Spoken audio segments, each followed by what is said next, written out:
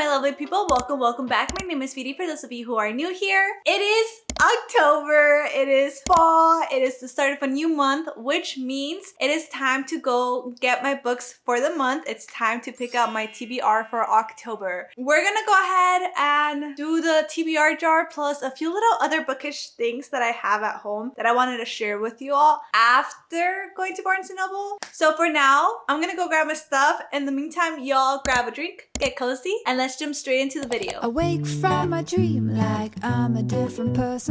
So glad I got you by my side. I sit down and try to do some meditation. Right now I'm feeling so alive. Brand new, you got me feeling so new. Brand new, you got me feeling so new. You've got your dreams, I've got my dreams.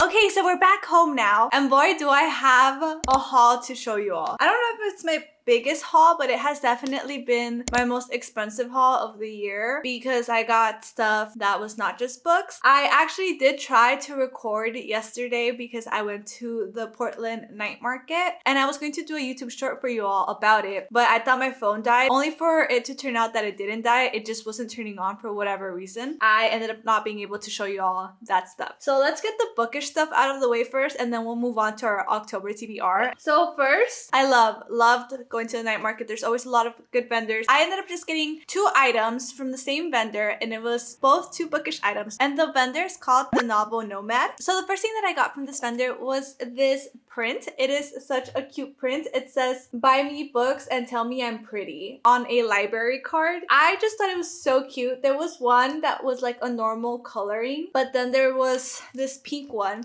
So I want to put this up by my bookshelves, if not in my office. As soon as I saw this, I'm like, I'm getting this print. It's super cute. I love it. And I just wanted to support a small business. I was primarily looking for blind date with books, but the vendor that normally does blind date with books was not there, and I did not see any. So I'm just like, let's get some bookish stuff, maybe. The last thing I got from that same vendor was this crew neck. Oh my god. This was such an impulsive purchase. I love it. I love how big it is. I love how soft it is. It says, "Born to read, forced to work." And you know what? I felt that to my core. I just had to get it. My boyfriend was just like, that was a very impulsive purchase. and I'm just like, Well, you see, I was already looking at sweatshirts on Etsy. the difference would have been that I would have had to pay shipping and handling. At least here, I don't have to pay shipping and handling. I'm picking it right then and there. I like it. I really do like it. But yeah, that's what I got at the night market. Hold on. Okay, sorry about that. My dad was calling me, and yeah. Anyway, that's besides the point. Where did we leave off? Okay, yeah. So I showed you all that. Let's go ahead and move forward with the books that we have at home that are part of our October TBR. So the first book I want to talk about is Carmilla by Sheridan Le Fanu. I actually ended up getting this book last week when I went to Barnes & Noble with my friend. I did make a vlog about that. If y'all want to watch a cozy days in my life bookish fall vlog, definitely recommend that. But anyway, we ended up picking Carmilla as our book club book. This is going to be part of our October TBR. I'm very, very excited. This predates Dracula by 26 years, according to this on the back. It's supposed to be the original vampire story, so I'm very, very excited to read this. It is small, but yeah, like I said, part of our book club book. We're adding that to our October TBR first book. Can y'all see it here? Here. Where is my... Okay, you guys can't see it. Just know that this is over here. And then the next book I got, I actually ended up ordering it on Amazon because when I looked at the bookstores nearby, they didn't have it. And that's mostly because I am trying to read more books in Spanish. I got Vampires of el Norte, or in Spanish, Vampiros en el Norte. And this is by Isabel Cañas, and it's translated by Hugo Lopez Araiza Bravo. I am currently reading this. I'm halfway through this book.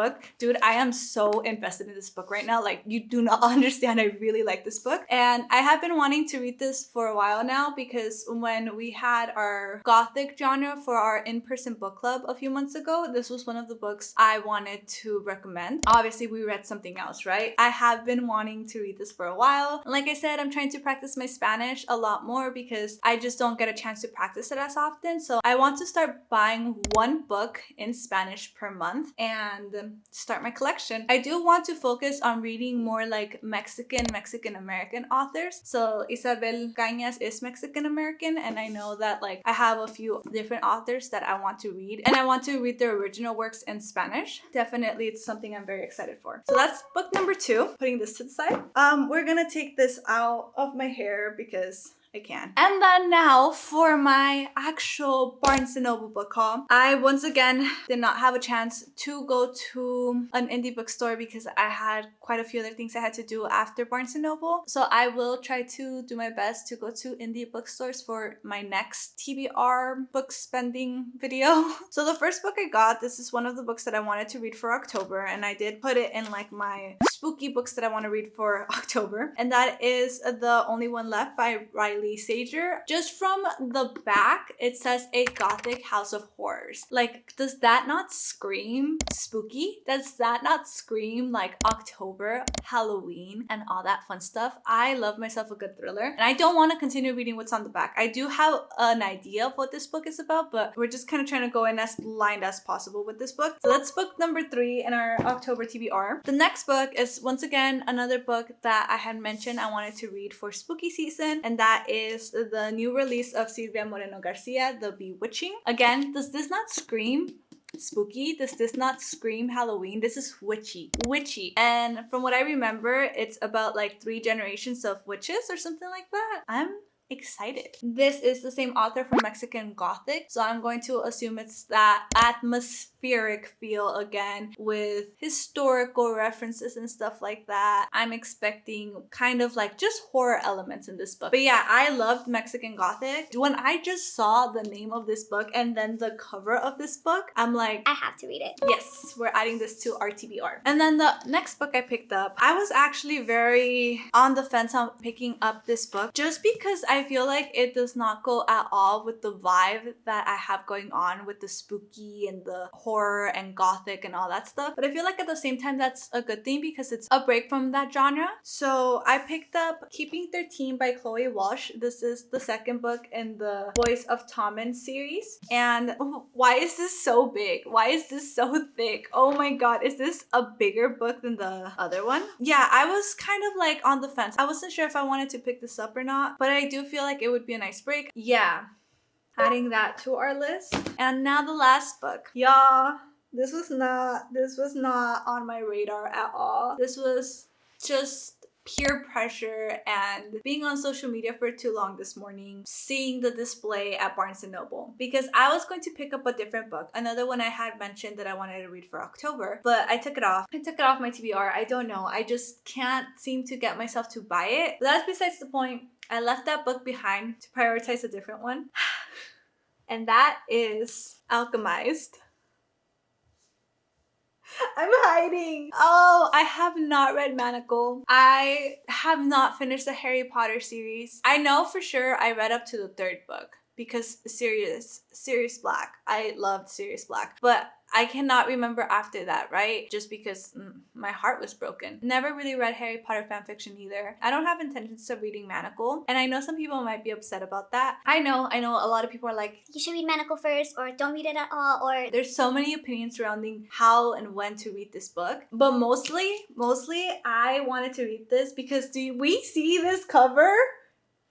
Like, October is the only time I feel like I can read this book. Like, yes, I can read it in November, and I actually was going to wait until November to pick it up because this book is so big and it's so heavy. Like, literally, it is so heavy. I think I might get the Kindle version so my arm doesn't fall off when I read this. This needs to be read in October, and I really want to know what it's about. And you know what sold me? That it's supposed to be a standalone fantasy. That's what sold me. I'm excited. Necromancy, alchemy, very interesting, honestly. I'm very interested to see what this is about. Like I said, this was not planned at all, and I might leave this towards the end of the month because this is a very big book and I want to get through my actual like spooky books first. October.